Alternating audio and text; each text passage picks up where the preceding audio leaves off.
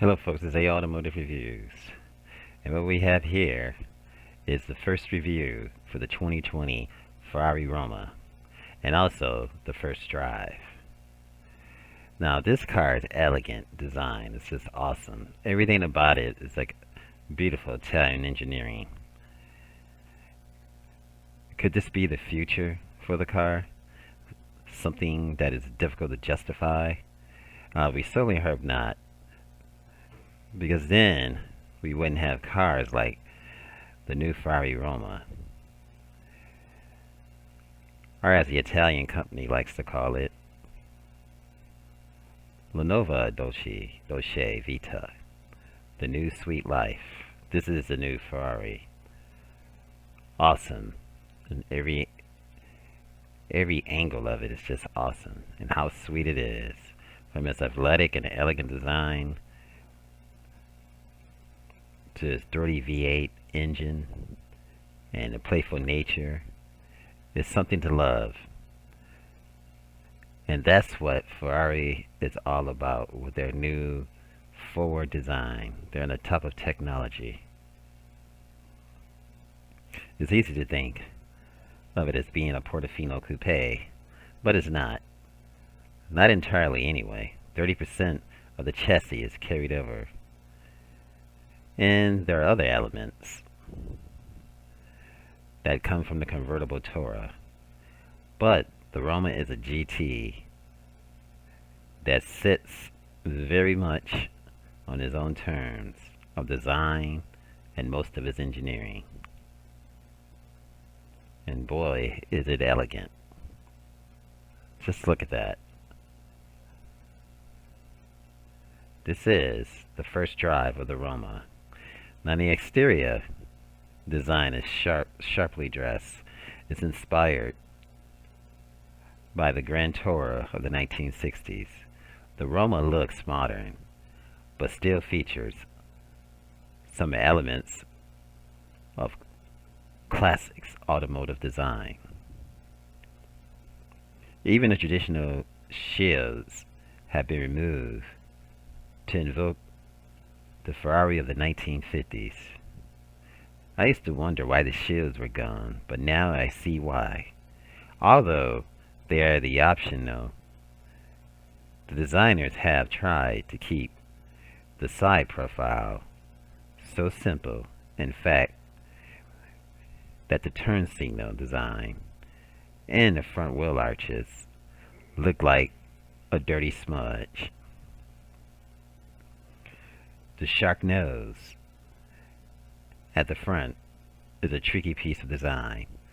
Still needs to be sucked in enough. It still can suck in enough air to keep the V8 cool and also channel air beneath the car through the new vortex generator sculpted into the underbody.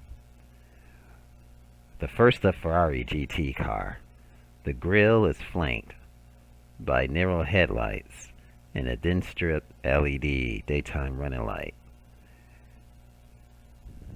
That's all about pulling the various design elements together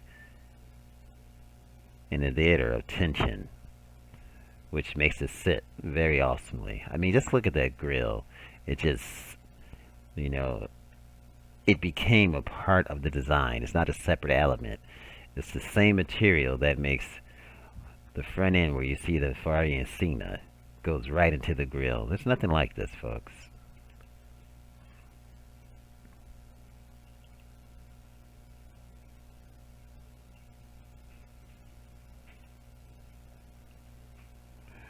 The rear with this truncated tail is clean and uncluttered, with narrow lights that might remind you of those on a Chevrolet Camaro. But we never say that to a Ferrari mind. Mind you, mention Camaro and Ferrari together. They'll never agree that there's a bit of an Aston Martin DB11. Look about the Roma, and we'd never say that either.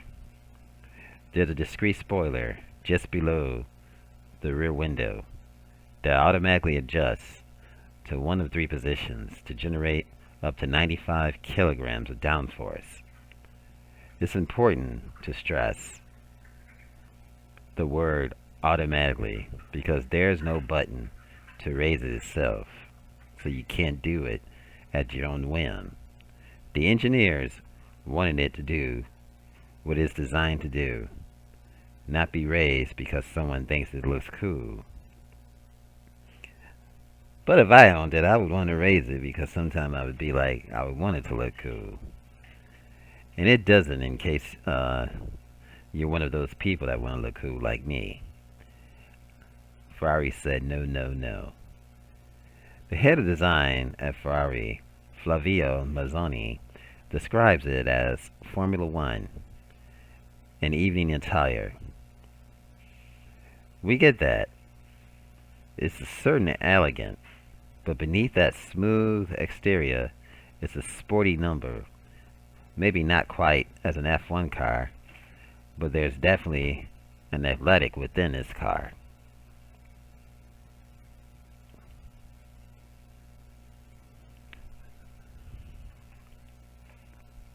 Now the interior is divided into two handcrafted sections.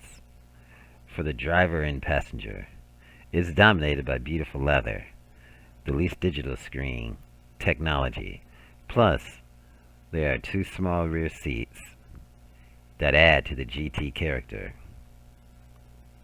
in which you might just get the kids into, provided they aren't tall teenagers. Now we got a photographer got in there, but rather was driving or being cramped. They don't stay there for too long because it's a quite tight space.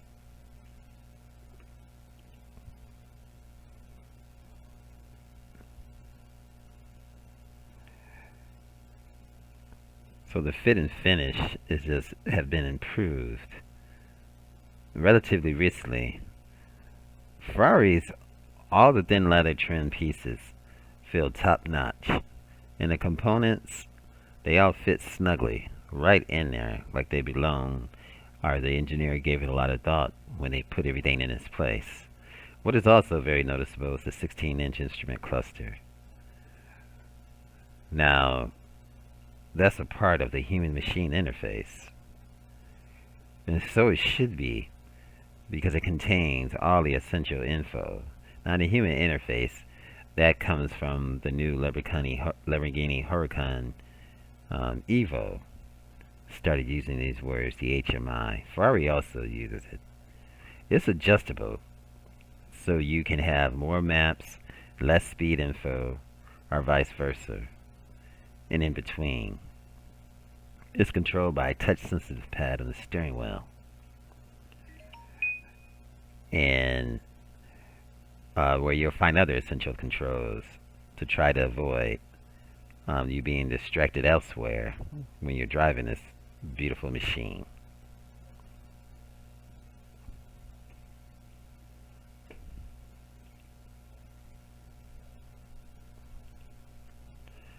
And boy, oh boy, does it look elegant.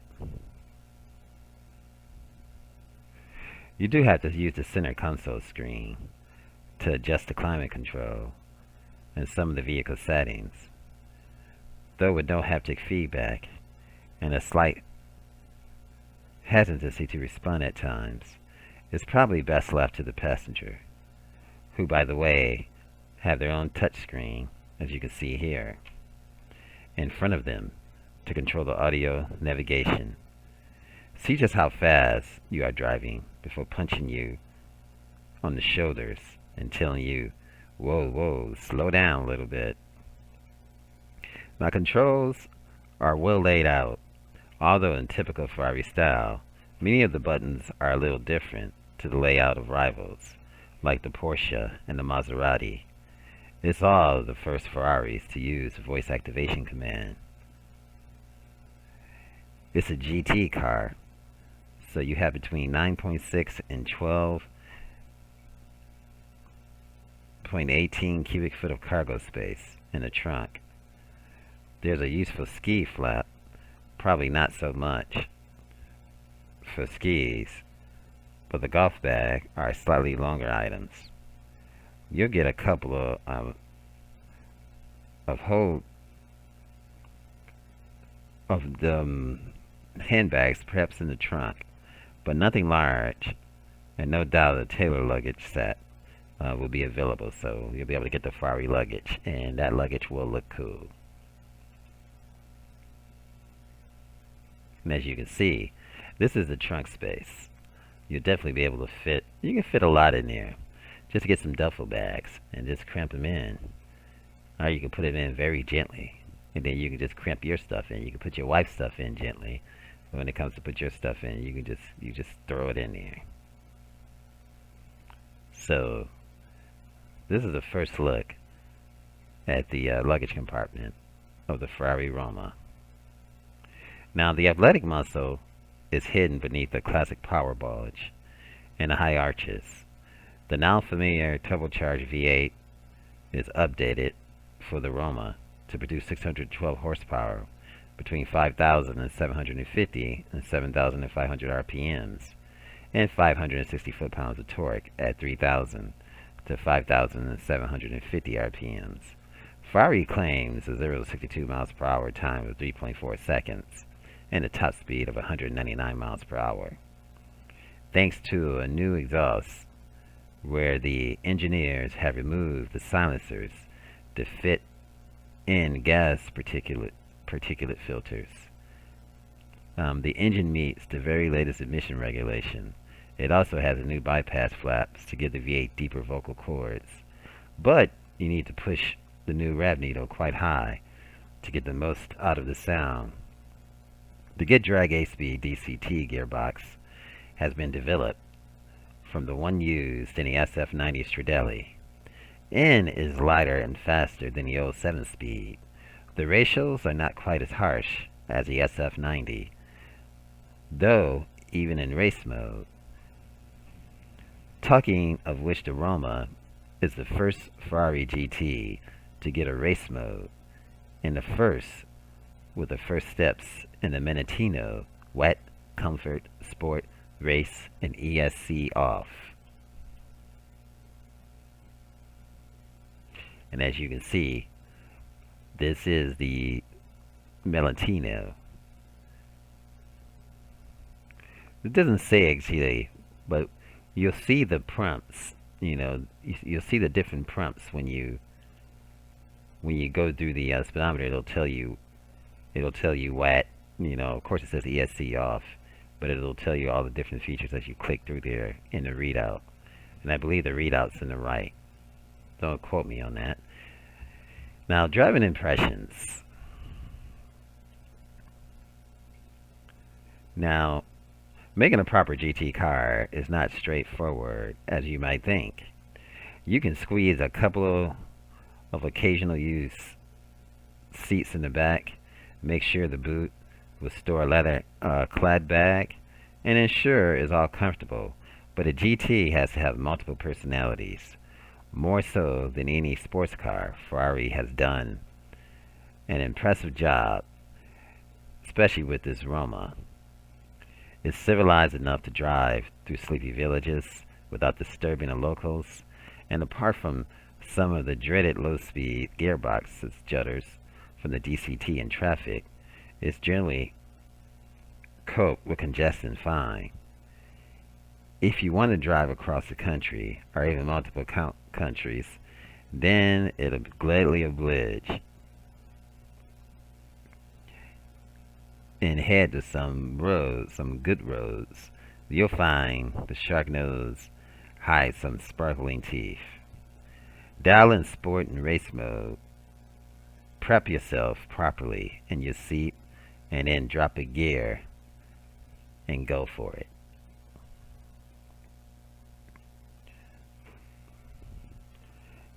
And what an awesome experience you'll have driving through these country roads and just listening to that V8 and that sound of that beautiful Ferrari exhaust. The rear wheels will flinch and then launch you forward. The car perfectly planted on the road, the design gives you excellent visibility to place the Roma exactly where you want it to be, as you quickly jump through the gears before settling into overdrive of 8. It's a twitchy mistress, though, especially on slippery Italian roads, where the rear end breaks traction with surprising regularity. The electronics snatch things back rather than sharpish and dial in wet mode on the Monotino, and the torque is reduced, making things much more civilized. It's all controllable in a way that a proper GT should be, able to award when you get it right, but not afraid to make you conscious of the limits available if you choose to explore them. Now that's what old Ferrari is all about, to let you know when you're going to get to that line. And it's that feeling that you have, when you don't push the bull too far, or you don't push the horse too far as Ferrari. But Lamborghini would be a bull.